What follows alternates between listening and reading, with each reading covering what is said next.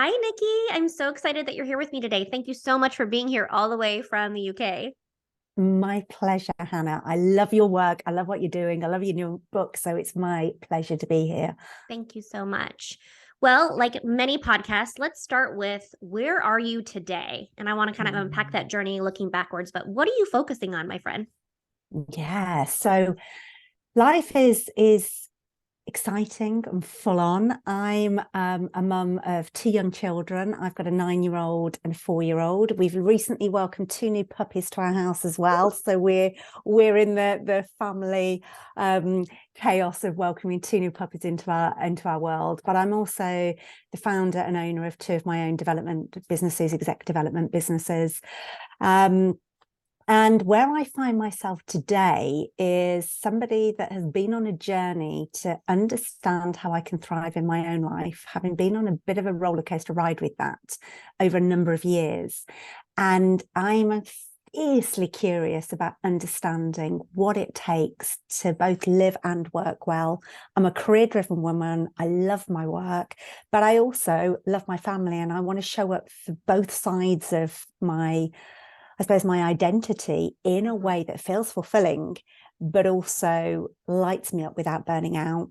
And I've gone on a bit of a journey with that. And what I've discovered over that journey has really fueled a passion for me about helping other people learn kind of what it takes, and particularly for women and women that are mothers, because I think there's some quite unique challenges to navigate with that. So that's where I am today, kind of living my own case study and constantly reviewing and tweaking and helping other women to do the same. I love what you said about living your own case study. So, well, I'm sure a lot of people like you, as well as like me, ask you, like, are you an expert? What constitutes you for being like a burnout expert or speaking to moms? And so I always say nobody's an expert. It's always based on experience. So anyone can be an expert if they share what they've learned. And most often it's most applicable because you've been through it. You've walked the walk, you've talked the talk, and people want to learn from people who actually know how to do it or have been on the other side. Tell me a little bit about what brought you to this work as far as kind of your crash and burn story. So, how did you know Yeah. things weren't working in your life? You needed to make a change, and kind of what was that defining moment for you? Well, a bit like you, Hannah, I've had a few defining moments, particularly around burnout. So if I take you back kind of in 20 years, I had an experience then that I didn't necessarily have the language for, but Mm. now knowing what I know was probably my first touch with burnout. And I was working for a global tech company, had come out of university, been propelled on quite a accelerated leader development path, but there wasn't a formal path really. They just threw me in at the deep end. I kept being promoted, and I kept kind of looking over my shoulder going, somebody's going to realize I haven't got a clue what I'm doing. And Yeah. but I loved the company that I worked for, and a phenomenal company, and I got to do some phenomenal things. But it was a very male-dominated industry, and I think I was a bit of a square peg in a round hole.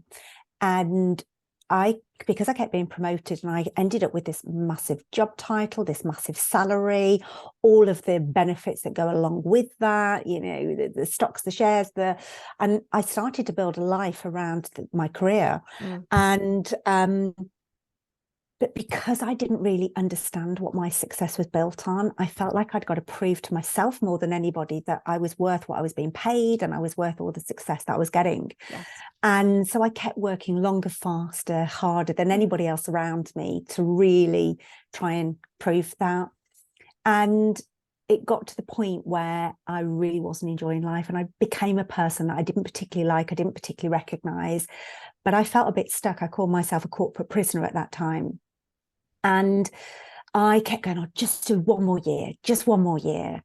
And really got to the point where I knew I had to get out, but I felt really trapped. So I went off and I thought, oh, I'll hire an occupational psychologist to see if they can help me. Tried that, it didn't really help. And I went on a training course at work that was all about managing cross-cultural teams, because I was managing European and global sales teams at the time. And they did a little bit on coaching. And I remember sitting in that training course going, oh, I do that. That was my natural leadership style, because I was managing people twice my age, twice my experience. So that kind of planted a seed for me. And I also thought, actually, I want to learn more about this. So I went and hired my own exec coach, and she was phenomenal. And that was 18 years ago. Wow. And what was very powerful from that experience was I learned why I wasn't enjoying corporate life at that time. And I basically came away going, right, I know what I want to do. I want to leave. I want to retrain as a coach. So I knew I wanted to do that back then, but I kept going, I can't do it yet. I need to kind of have an exit strategy and all of that. And because I was really struggling, and now what I know was I was very, very near burnout, I decided that I was just going to book a really nice holiday. So me and my partner at the time, is now my husband, we booked a 2-week holiday to the Maldives. And we were a week into that 2-week holiday, and I got a call from my brother to say that my mum had passed away really suddenly, really unexpectedly. And so I was sat in kind of, you can just imagine that picturesque view of what, Maldives looks like, sitting there 24 hours before I could get a flight home, going, what the hell has just happened? How am I in this place? And I made a decision before we flew home that I was going to hand my notice in and walk away from my corporate career, thinking at the time that that was the problem. And don't get me wrong, it was a contributor. So fast forward, did that, took a year out, retrained, set up my leadership and coaching business, and kind of spent 10 years building this really successful business, was traveling around the world, working on global leadership development programs, loving my work. And then me and my husband decided we were going to get married, and then we decided to start a family. And I thought, you know what, life just feels good. This feels great. I thought it was in a really great position to start a family. Took a year out for my maternity leave, and came back to work a year later and started to burn out to the point that I fully burnt out with adrenal fatigue. Finally got it diagnosed. It took me a while to get it diagnosed, but basically became so ill, I really couldn't get out of bed. And I'd got a kind of a small baby. So it was this really, really tough time of understanding where I was, which was full burnout, but then going, how did I get here? Like, how the hell did that happen? Because I hadn't at the time seen the signs. So my mind works in a way that I've got to understand stuff. I'm a researcher. I'm a nerd by, I suppose, I love to read and research. And so there was a big part of me that was like, I need to understand what burnout is, because I didn't understand what it really was. But I also got fiercely curious, because I was like, if I don't understand how it's happened, I don't know how to stop it happening again, because it blindsided me. So that was that experience. And what I decided to do at the time was step away from my work, because I kind of thought, trying to combine work and motherhood clearly has burnt me out. So if I take one of those pieces of the equation away, that hopefully will solve the problem. But very quickly, I mean, I'm talking within a month of taking my work out the equation, I realized, that isn't the answer. And it was this massive aha moment for me, because I just thought it was an excess overload of stuff that had caused my burnout. And if I took the excess away, it would be fine. And that was a really, I suppose, defining moment for me, because I was like, if that's not the answer, what is? Yeah. And so that has been really a 10-year journey of really understanding all of the individual factors and the systemic factors that led to my burnout.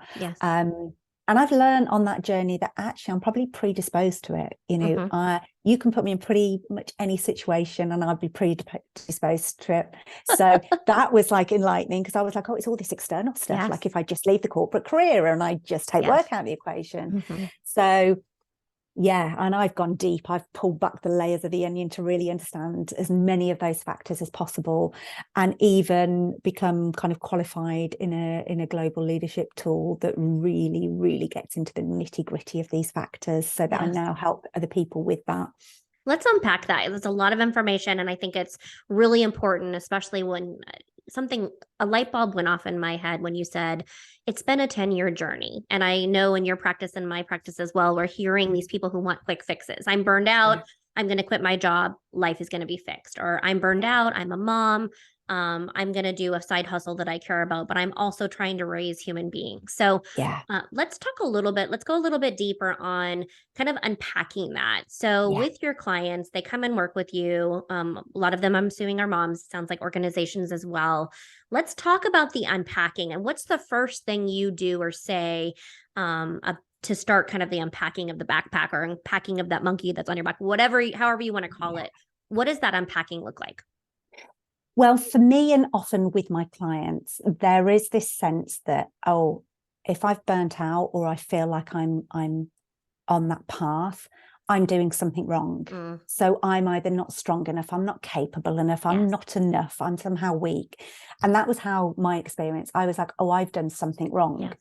And so that meant that my natural tendency is just to apply more willpower to a situation. Like I've got the willpower to push through. So often with people, it's unpacking. Okay, so tell me what's going on for you in your life. And what I'm doing, I suppose, technically, is I'm trying to unpack what are the psychobiological factors. So those are like the individual factors. What's our personality, our preferences, our conditioning? And what are the psychosocial factors? So what are the systems that I have belonged to or do belong to? And what kind of gravitational forces do they have upon me? And often for my kind of ideal client, who's this kind of corporate working mother, they're often trapped between the ideal worker paradigm of, you can put in all the hours, nothing distracts you, you're dedicated to your career and you'll do what it takes. But they're also trapped in the ideal mother paradigm, which is the ideal mother just sacrifices herself, is completely there for her children 24/7 and kind of almost martyrs herself to be a good mother. And so when you can start to see through that lens of, okay, what am I doing in my work and what am I doing in my kind of personal life, and what are the systems that I belong to that have those gravitational forces, you can almost be the fly on the wall and actually see the system rather than just you're swimming in it and you can't see it. That's a big part of it, and really understanding that each of us has this complex mix of those individual and systemic factors. And depending on what's going on in our life at any one time, there's this kind of, we've got assets and liabilities, and it's almost like this weighing scale of where am I and where is that pushing me in my resilient zone. So it's really starting to understand that and build the picture so you can kind of see, well, what was my upbringing? What are the kind of messages that I learned through that? What are the organizational systems that I work in? And what are the unspoken rules of what it takes to succeed? And also, what am I predisposed to work like? So I know that I've got high drive, high conscientiousness, high degree of willpower, so I can disconnect from my body to make things happen, because if that's what it takes, I can do it. I have high optimism, so I underestimate how long things are going to take, and I'll say yes to stuff. I'll be healed in a week. So all of those things in the mix is understanding, okay, so how do these kind of intermix, and what kind of cocktail are they making in terms love it. of Burnout cocktail. I love and so that. there are some people that I will work with, and it's they're facing a situational burnout. It's the situation that I'm working in, we're going through a major change program at work, or I'm going through a divorce, or I've got an ill parent, and the demands on that person for that situation are putting them towards burnout. But then there are some people that are actually more of the long-term burnout, as I am, more predisposed.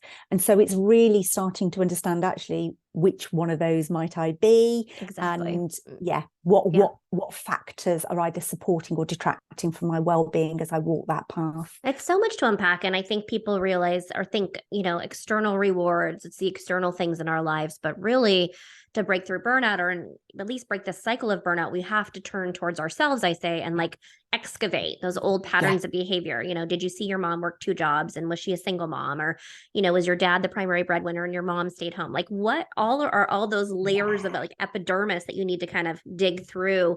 I'm curious though, for you on your personal healing journey, you're predisposed to burnout, you're saying. And I'm sure, like many of us who are recovering, we've burned out more than once. Yeah. Talk to me a little bit about, for you personally, what are some, I hate to use the word life hacks or, tips or whatnot, but what's really worked for you as far as kind of daily reminders or peace of mind? Like, I know this XYZ triggers me. So what are you doing for yourself? And what are some things that you would advise to clients or people that you work with or friends? Kind of those 5 things or 3 things that really have been helpful for you to like just top of mind awareness, keeping that in mind. Yeah. And I think one of the things that I learned as my recovery was I had to have almost rituals that I built into my life. So I've got daily, weekly, and monthly rituals that are kind of like a non-negotiable that I have to book in because it's really easy for me to overlook them. And if I don't, then I find myself on the path. And I don't know how far I've gone down there before I'm like, whoa, I'm already there. I slipped and fell and whoops, where's my stuff? Yeah. And a big part of those rituals is actually connecting to my body. Because I'm naturally quite a head associated person, like I do it, I'm in my head a lot. I'm thinking, I'm planning, I'm forward orientated. And so I can be disconnected from my body in that moment. Just a typical example is I can be sitting doing emails and I might be desperate for the toilet, but I won't know it till it's like, oh my God, I'm really, really desperate for the toilet. Or, oh my God, I haven't had a drink for like 3 hours. I can disconnect from that. So a lot of my practices are about bringing me back into my body, because actually there were a lot of like little warning signs along my burnout journey that I were completely dismissed and overlooked. So the more that I can have rituals of connecting back to my body and being in my body and listening to the wisdom of my body, paying attention to that, it kind of keeps me grounded and keeps me walking the path, feeling present, feeling connected. And and when I pay attention to my body more, I often perform better anyway. So for me, I've got a practice that I get up before anybody else in my house wakes up, and I call it my sacred start. That I go slow, I kind of just ease into my day. And with burnout, obviously I became so exhausted, it's fatigue on a different level, that I often thought I'd got to prioritize sleep, which clearly is important. But what I also learned was I'm better off sacrificing, say, 20 minutes of my sleep to get up before anybody and have that slow, connected start than stay in bed and have 20 minutes extra sleep. And that was quite revolutionary for me, because I was like, no, I've got to prioritize sleep. That's most important because I'm exhausted. And that's important for me to tend to my nervous system, because I can fire up my adrenal system really. And you can feel it. Isn't that weird? You can feel it. You're like, okay, I haven't gone to the bathroom. I'm starting to get a headache. I know I'm supposed to drink more water. And then it's like, but I'm so busy. I'm getting into these emails. I want to get back to clients. And it's like, it's an addiction, Nikki. And I think it's a dopamine hit, isn't it? You can feel it. It's like, you can almost feel your brain kicking in. It's scary. And I think that's a really important part, because what you'll find is we've actually got 3 motivational systems. We've got our drive system, which is about dopamine. We've got our stress system, which we know kind of fight, flight, and the stress hormones. But we've also got our soothing system, which is all about oxytocin and those feel-good hormones. And I have to create practices that take me into that soothing system. So one of my monthly practices, I have a lady come to my house and give me reflexology. And for me, it is phenomenal, like that. And there's a lot of research and data that says in terms of what it does to soothe your nervous system. But for me, that is my, like, again, non-negotiable. And she comes to my house. I don't have to go anywhere. But again, massage, because the touch creates that oxytocin release. So those little things that I would often have thought were luxuries before, they're like, no, they're just part of my rituals that keep me grounded, that enable me to still have drive in my career and achieve the things I want to, without feeling like I've got to lean out, like I can't achieve my ambitions, but not to lean in too much that I disconnect from my body. So for me, it's about kind of staying grounded.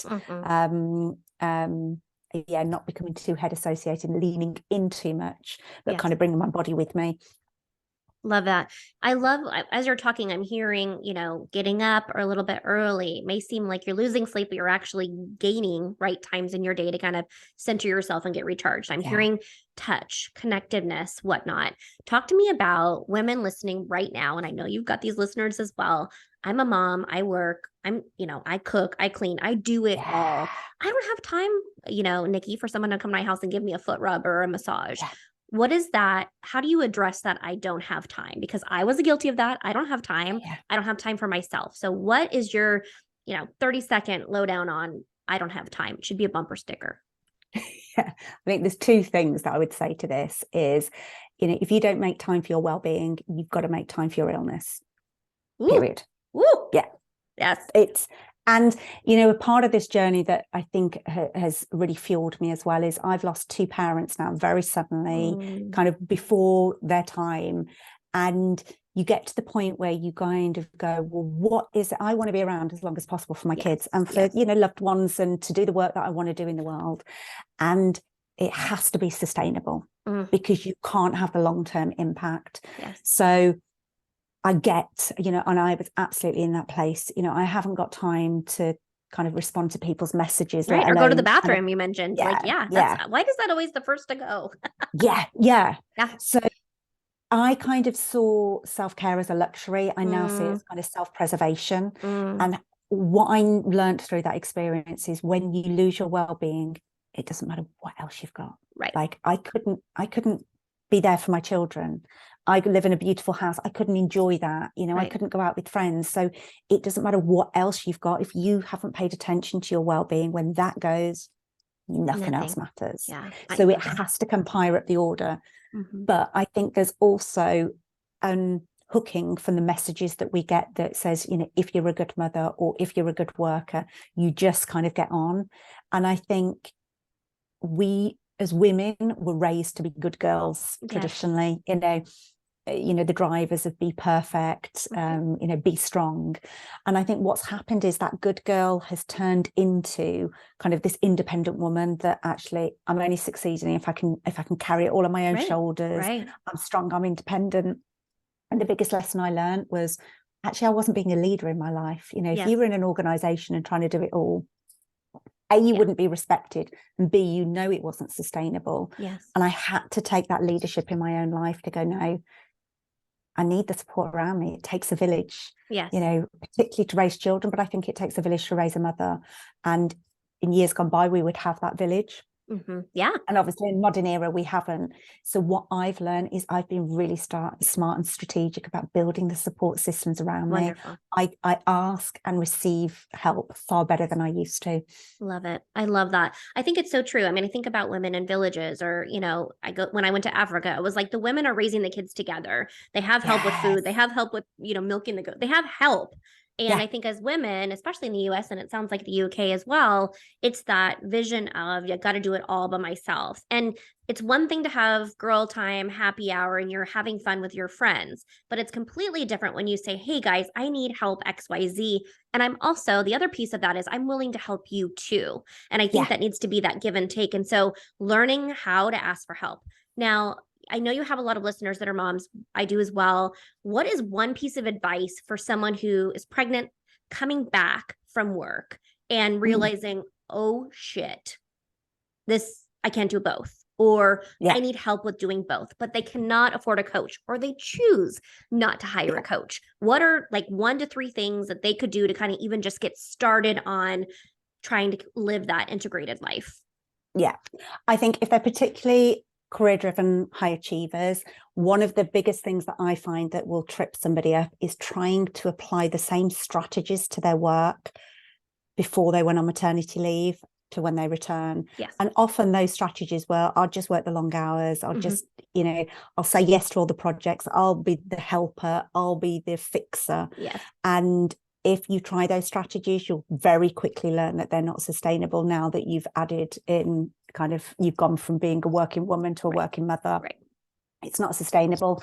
So I get people to think about what got me here won't get me there. Like this is now an up leveling in terms of, if I was promoted to be a manager, I'd have to let go of doing it all. At each leadership kind of change, we have to make changes. And I see this as a vertical development opportunity where we go, okay, what do I now need to level up and step into, and what do I need to let go of? So there's that inner mindset shift. I think, you know, in the UK, there's a lot of talk about the motherhood penalty, and I think it's even more so in the US and in other countries where they may not have, you know, good maternity and paternity support and leave and all of those things. So it's recognizing that actually you're going to need to think about the strategies, how you go about doing this, and don't let, you know, be perfect, be strong, trip you up. Yes. You know, this is where you ask for help. And particularly if you're in a relationship and you've got somebody that you're raising your children with, having those really honest conversations about, do you know what? A lot of the time it defaults the primary carer is the woman. And what does that mean? And we're carrying the domestic load and all of that. That then also becomes unsustainable. So it's really taking this as an opportunity of, say, you know, you were having a promotion at work and you go, right, I've got a clean sheet of paper, I'm starting this job anew. What would I want it to be like? What support do I need? How do I want to approach it?